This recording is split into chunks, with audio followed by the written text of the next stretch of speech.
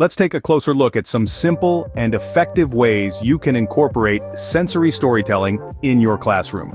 Use colorful pictures, flannel boards, and props to bring stories to life.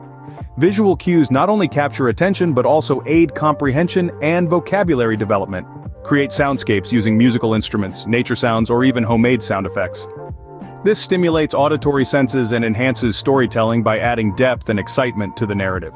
Provide textured objects relevant to the story for children to explore. Soft feathers, rough sandpaper, or smooth rocks can help them connect with the story on a kinesthetic level.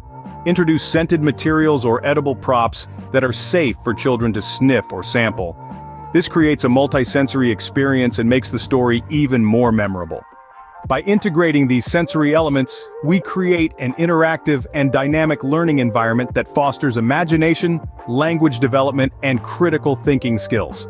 So, let's dive into the world of storytelling with all our senses. Don't forget to subscribe to our channel for more creative teaching strategies and education inspiration.